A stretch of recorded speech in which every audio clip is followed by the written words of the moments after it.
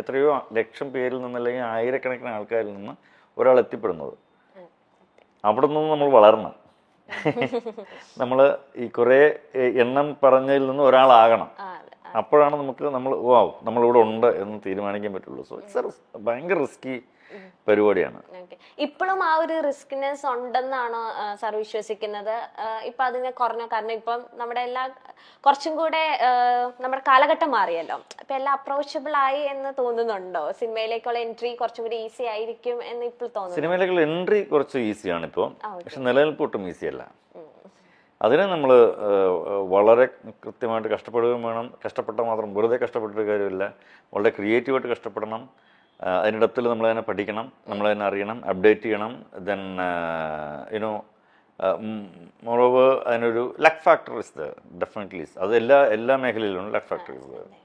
ഇപ്പോൾ നമ്മൾ ഭയങ്കര കഴിവുണ്ടായിട്ട് കാര്യമില്ലൊരു കോവിഡ് വന്നെല്ലാം പോയി പച്ച പിടിച്ച് വരുന്നൊരു സമയത്ത് അതുപോലൊരു അത്തരം സാഹചര്യങ്ങൾ വീണ്ടും വരാം. ഞാൻ പറഞ്ഞില്ലേ, വേറൊരാളെ സജസ്റ്റ് ചെയ്താൽ പോയി കഴിഞ്ഞു. അപ്പോൾ അതുപോലുള്ള കാര്യങ്ങളൊക്കെ ഇപ്പോഴും അത്തരം അനിശ്ചിതാവസ്ഥകൾ ഇപ്പോഴും ഉണ്ട്. ബട്ട് ഫൈൻ, അതിനകത്തൊരു എന്നാലും ഇവിടെ നന്നായിട്ട് കഴിവുള്ള ആളുകളൊക്കെ ഇപ്പോഴും വളർന്ന് വരുന്നുണ്ട്, അവർ നിലനിൽക്കുന്നുണ്ട്. സോ അതുകൊണ്ട് അതിന് ഭയങ്കര ഡെഡിക്കേറ്റീവ് ആയിട്ടുള്ള ഒരു മേഖലയാണ് അത്. അത്രയും ഡെഡിക്കേഷനുള്ള ആളുകളൊക്കെ നിലനിൽക്കുന്നുണ്ട്. പിന്നെ ഇങ്ങനത്തെ തോട്ട് ആ ടൈമിൽ വന്നപ്പോൾ ആരാണ് ഫസ്റ്റ് ഒരു പുഷ് തന്നത്? Go what ever you like എന്ന് പറഞ്ഞത് ആരാണ്? ഏതിനാണ്? വിവാഹശേഷം ഇങ്ങനെ ഒരു ഗ്യാപ്പ് എടുത്ത് ഇങ്ങനെയൊക്കെ റെസ്പോൺസിബിലിറ്റി, ഇങ്ങനത്തെ ഒരുപാട് ചിന്തകൾ സാറിന്റെ തലയിൽ വന്നല്ലോ. ഡെഫിനറ്റ്ലി അന്ന് മഞ്ജു ആണ് അതിനകത്തൊരു കാര്യം. മഞ്ജു ഒന്നും അങ്ങനെ പറഞ്ഞില്ലെന്ന് ഞാൻ ഒരിക്കലും പോകില്ല. മഞ്ജു കുഴപ്പമില്ല, ഇവിടെ പോയിട്ട് ബാക്കി ഞാൻ പറഞ്ഞ സാമ്പത്തികം കുഴപ്പമില്ല, നമുക്ക് മാനേജ് ചെയ്യാം. അപ്പം നമുക്ക് ചില കാര്യങ്ങൾ വേണ്ടാന്ന് വെക്കുക, നമ്മുടെ ചില ഇഷ്ടങ്ങളൊക്കെ വേണ്ടാന്ന് വെക്കുക. അങ്ങനെ ഒരു 5-6 വർഷം ഞങ്ങളുടെ പല ഇഷ്ടങ്ങളും വേണ്ടാന്ന് വെച്ച്, യാത്രകളൊക്കെ വേണ്ടാന്ന് വെച്ച് ഞങ്ങൾ വളരെ കംഫർട്ടായിട്ട് മൂവ് ചെയ്തിട്ടുള്ളൊരു സിറ്റുവേഷൻ ഉണ്ട്. മഞ്ജു അന്ന് സീരീസ് വർക്ക് ചെയ്യുന്നുണ്ടായിരുന്നു. വീണ്ടും ജാനി ഉണ്ടായതിനു ശേഷം വീണ്ടും വർക്ക് ചെയ്യാൻ തുടങ്ങിയിരുന്നു. സോ അതിനൊക്കെ തുടങ്ങിയിട്ടേ ഉള്ളൂ. അപ്പം ഭയങ്കര ഇതല്ല. പിന്നെ അതുമല്ല, അന്നത്തെ കാലത്ത് എമൗണ്ട്സ് ഒക്കെ വളരെ കുറവാണ് കിട്ടുന്നതൊക്കെ. സ്വാഭാവികം കൊണ്ടും ഇപ്പോൾ ഉള്ള ഒരു ഫാൻസി എമൗണ്ട് ഒന്നും വന്നില്ല. അപ്പോൾ അതിൻ്റെയൊക്കെ ഭയങ്കര ബുദ്ധിമുട്ടും കാര്യങ്ങളൊക്കെ ഉണ്ടായിരുന്നു. ആ ബുദ്ധിമുട്ട് ഇപ്പോഴും നമുക്കുണ്ട്. അല്ല ഇപ്പൊ എങ്ങനെയാ സാർ ഇപ്പൊ സേവിങ്സ് ഒക്കെ ചെയ്യാറുണ്ടോ? എങ്ങനെയാണ് സാറിന്റെ? ഇതിന് ഫ്ലക്ച്വേഷൻസ് എപ്പോഴും വരും. ഞാൻ ഭയങ്കര ബിസിനസ്സുകാരനല്ലാത്തതുകൊണ്ട് ആയിരുന്നില്ല, പക്ഷെ ഇനി അത് കുറച്ച് ചെയ്യണം.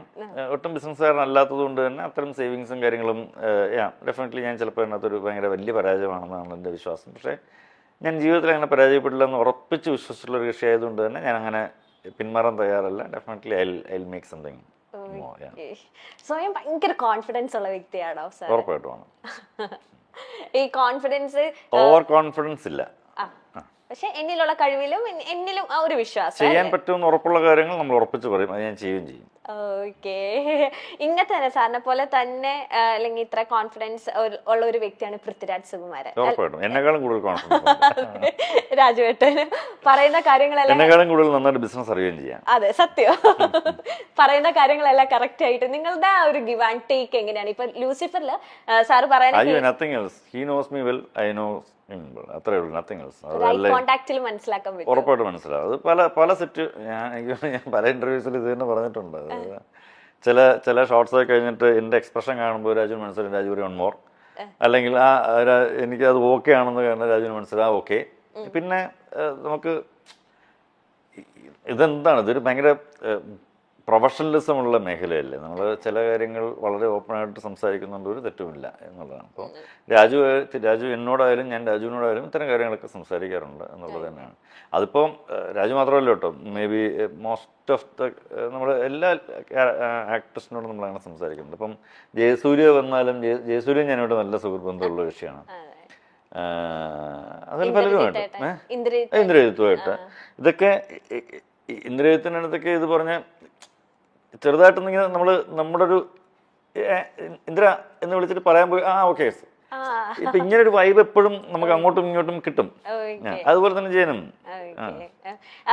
സാറ് പറഞ്ഞ കേട്ടിട്ടുണ്ട്. എന്റെ ഒപ്പം ഏറ്റവും ആദ്യമായിട്ട് വന്ന ക്യാമറ ചെക്ക് ചെയ്യാൻ വേണ്ടി വന്ന ഡയറക്ടർ പൃഥ്വിരാജ് സുകുമാരനാണ്. ഇപ്പോഴും ആള് തന്നെയാണ്. വേറെ ഡയറക്ടേഴ്സ് വന്നിട്ടുണ്ടോ? അതിന് മാറ്റം വന്നോ? രണ്ടുപേരെ കൂട്ടിച്ചേർക്കാറായോ? അല്ലല്ല, അതെന്താ അറിയാമോ, അതൊരു ഭയങ്കര ഡെഡിക്കേഷൻ. ഇപ്പൊ എനിക്ക് വളരെ മുമ്പ് എനിക്ക് ഞാൻ ക്യാമറമാൻ ആവണേക്ക് മുന്നേ ഞാൻ 2009 കണ്ട സിനിമ ചെയ്യുന്നത്.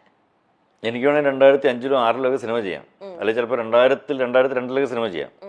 ഞാനത് ചെയ്യാണ്ടിരുന്നത് എല്ലാവരും എന്നോട് പറഞ്ഞിരുന്നു, സുഹൃത്ത് നിനക്ക് ലൈറ്റിംഗ് ഒക്കെ നന്നായിട്ട് ചെയ്യുന്നില്ലേ, നീ ഒരു കാര്യം ചെയ്യും, നീ ക്യാമറയുടെ മറ്റേ ടെക്നിക്കൽ വിങ്സ് ഒക്കെ അറിയാം, അപ്പം ഇത്രയൊക്കെ മതി, ഒരു അസോസിയേറ്റിനെ വെച്ചാൽ മതി. അപ്പം ഞാൻ പറഞ്ഞു, അത് അസോസിയേറ്റല്ലേ ചെയ്യുന്നത്, ഞാനല്ലല്ലോ. ഞാൻ ചെയ്യുമ്പോൾ അത് എനിക്ക് ധാരണകളുണ്ട്, ആ ധാരണയിൽ എനിക്ക് ചെയ്യാൻ പറ്റണം.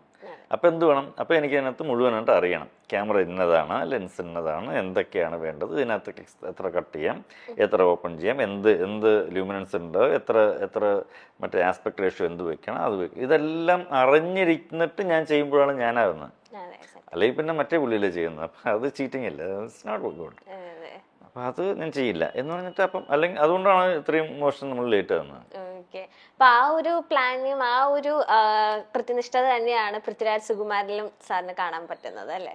രാജു ഇതുപോലെ എത്രയോ ആൾക്കാർ, അന്ന് രാജുവിന്റെ സമയത്ത് വന്ന എത്രയോ ആൾക്കാർ ഇപ്പോഴും അഭിനയം മാത്രം നടക്കുന്നുണ്ട്. അന്ന് രാജുവിന് ഇത്തരം ടെക്നിക്കൽ സാധനങ്ങളൊക്കെ പഠിക്കണമെന്ന് ഭയങ്കര താല്പര്യമുണ്ടായിരുന്നു. അപ്പോൾ എല്ലാ ക്യാമറയുടെ അടുത്തും പോയി നോക്കും, പിടിക്കും, എന്താ ചെയ്യുന്നത് നോക്കും, ഷട്ടർ ആംഗിൾ കട്ട് ചെയ്ത് എന്താണ്, കട്ട് ചെയ്തില്ലെങ്കിൽ എങ്ങനെയാണ്, അപ്പോൾ കട്ട് ചെയ്ത് കാണിക്കുമോ. ഇതൊരു കൗതുകമാണല്ലോ എപ്പോഴും, നമുക്ക് എന്താണ് അറിയേണ്ടത്, ഒരു കൗതുകമാണല്ലോ. ഞാനിപ്പോൾ തെലുങ്ക് ഒരു 4-5 സിനിമ വർക്ക് ചെയ്തു. എനിക്കിപ്പോൾ തെലുങ്ക് അത്യാവശ്യം കുഴപ്പമില്ല, പഠിക്കാനും പറയാനും കേട്ടാലും മനസ്സിലാവും, വായിക്കാൻ അറിയില്ലെന്നേ ഉള്ളൂ. ഇനിയിപ്പോൾ ഞാനത് ആ കൗതുകത്തിന് ഞാൻ വായിക്കാൻ ശ്രമിച്ചാൽ ഡെഫിനറ്റ്ലി എനിക്ക് പറയാൻ പറ്റില്ലേ, എനിക്കറിയാൻ പറ്റും. ഞാൻ വായിക്കാൻ ഇതുവരെ ശ്രമിച്ചിട്ടില്ല, അതുകൊണ്ട് എനിക്കറിയില്ല. പക്ഷെ വായിക്കാൻ ഞാൻ ശ്രമിച്ചാൽ എനിക്കറിയാൻ പറ്റും. ശ്രമമാണ് നമുക്ക് വേണ്ടത്, ഭയങ്കര ഒരു ആഗ്രഹമാണ്, ഭയങ്കര തീക്ഷ്ണമായിട്ടൊരു ആഗ്രഹമാണ്. ഡെഫിനറ്റ്ലി ഞാനിപ്പോൾ 2 മാസം കൊണ്ട് ഞാൻ തെലുങ്ക് വായിക്കാൻ പഠിക്കും എന്ന് ഞാൻ ഉറപ്പിച്ചാൽ ഉറപ്പായിട്ട് ഞാൻ പഠിക്കും, അല്ലേ? ഞാനല്ല, ആരും പഠിക്കും. പക്ഷെ നമ്മളത് വിചാരിക്കുന്നു. അതെ. ലൂസിഫറിന്റെ സമയത്ത് സാറ് പറഞ്ഞിട്ടുണ്ട്, ലൂസിഫറിലാണ് ഞാൻ ഭയങ്കര റിലാക്സ് ആയിട്ട് വർക്ക് ചെയ്തത്. കാരണം രാജു പക്ക ചാർട്ടർ ആയിരുന്നു, പ്ലാൻഡ് ആയിരുന്നു, സീൻ ബൈ സീൻ എല്ലാം ഓർഡർ ആയിരുന്നു. ഈ ചെറിയ പടം അടുത്തത് വരുവാണ് എമ്പുരാൻ. എമ്പുരാനിലും റിലാക്സ് ചെയ്ത് തന്നെയാണോ ഷൂട്ടിങ്? കാരണം എത്രയോ ലൂസിഫർ ഞാൻ കുറച്ച് റിലാക്സ്ഡ് ആയിരുന്നു, ഇതിനൊട്ടും റിലാക്സ്ഡ് അല്ലായിരുന്നു. ഇതിന് നമ്മള് ഇവിടെ സാധാരണ വിചാരിക്കും പോലെയുള്ള സീക്വൻസുകളല്ല നമുക്ക് ചെയ്യേണ്ടി വരുന്നത്. ലൂസിഫറിനകത്ത് നമ്മൾ സാധാരണ വിചാരിക്കുന്ന സീക്വൻസിനകത്തുള്ള കുറച്ച് വലിപ്പമുണ്ടെന്നേ ഉള്ളൂ. അതൊക്കെ ആർക്കും ഈസിലി നമുക്ക് കുറച്ചൊന്ന് ആലോചിച്ച് കഴിഞ്ഞാൽ, കുറച്ചൊന്ന് ഇനിഷ്യേറ്റീവ് എടുത്ത് അതിനൊത്തിരി ഹോംവർക്ക് ചെയ്താൽ നമുക്ക് എല്ലാവർക്കും മാനേജ് ചെയ്യാൻ പറ്റുന്നതാണ്. പക്ഷെ ഇത് അത്ര പെട്ടെന്ന് മാനേജ് ചെയ്യാൻ പറ്റുന്ന സീക്വൻസുകളും സിറ്റുവേഷൻസും ലൊക്കേഷൻസും അല്ല. അപ്പോൾ അതിന് കൂടുതൽ സ്റ്റഡി വേണം. അപ്പോൾ ഇതിനകത്ത് വർക്ക് ചെയ്യുന്ന രാജുവിൻ്റെ കൂടെയുള്ള സകലமான ടെക്നീഷ്യൻസ് ഇതിനകത്ത് വളരെ ഹാർഡ് വർക്ക് ചെയ്തിട്ടുണ്ട്. ഈവൻ ഞാൻ ഉൾപ്പെടെ, അതിൻ്റെ എഡിറ്റർ ഉൾപ്പെടെ, അതിൻ്റെ അസോസിയേറ്റ് ഡയറക്ടർ ബാബു ഉൾപ്പെടെ, അസിസ്റ്റന്റ് ഡയറക്ടേഴ്സ് ഉൾപ്പെടെ, നിർമ്മൽ എന്ന് പറഞ്ഞ ക്രിയേറ്റീവ് ഡയറക്ടർ ഉൾപ്പെടെ, എൻ്റെ കൂടെ വർക്ക് ചെയ്യുന്ന ഏകദേശം ഒരു 10-12 ആൾക്കാർ ഉൾപ്പെടെ, ഇത്രയും ആൾക്കാരുടെ ഭയങ്കര കോർഡിനേഷൻ ഇല്ലെങ്കിൽ ഇത് അങ്ങനെ അത്ര പെട്ടെന്നൊരു ഒരു ഒരു ഒരു വർക്കൗട്ട് ചെയ്തെടുക്കാൻ പറ്റുന്ന പ്ലാൻസ് അല്ല ഇതൊന്നും. കാര്യം നമ്മൾ ഇതുവരെ അങ്ങനെ ശീലിച്ചിട്ടില്ല, ഇതുവരെ അങ്ങനെ കണ്ടിട്ടില്ലാത്ത കുറച്ചധികം കാര്യങ്ങളുണ്ട് അതിനകത്ത്. അതൊരു ഭയങ്കര നല്ല എക്സ്പീരിയൻസ് ആയിരുന്നു. എനിവേ ഒട്ടും റിലാക്സ്ഡ് അല്ലായിരുന്നു. ഇപ്പൊ എങ്ങനെയാ അവസ്ഥ? ഇപ്പൊ ഓക്കെ. ഞാൻ പറയുന്നത് ഷൂട്ട് കഴിയുന്നവര് എല്ലാ ദിവസവും അടുത്ത ദിവസം അയ്യോ അതെന്താകും എന്നുള്ള ടെൻഷൻ ഇങ്ങനെ എപ്പോഴും കയറി വരും. ഞാൻ ലൂസിഫർ കുറച്ച് റിലാക്സ്ഡ് ആയിരുന്നു എന്ന് പറഞ്ഞത് നമുക്ക് നമ്മുടെ കൺട്രോളിൽ നിൽക്കുന്നുള്ളതുകൊണ്ടാണ്. അങ്ങനെ റിലാക്സ് പറഞ്ഞാൽ ചില്ല് ചെയ്ത് ഷൂട്ട് ചെയ്തു എന്നുള്ളതല്ല. മനസ്സിലായി. അങ്ങനെ ഒരു നല്ല ടീം ഉള്ളത് കൊണ്ടാണ് അതിനെ എക്സിക്യൂട്ട് ചെയ്യാൻ പറ്റുന്നത്.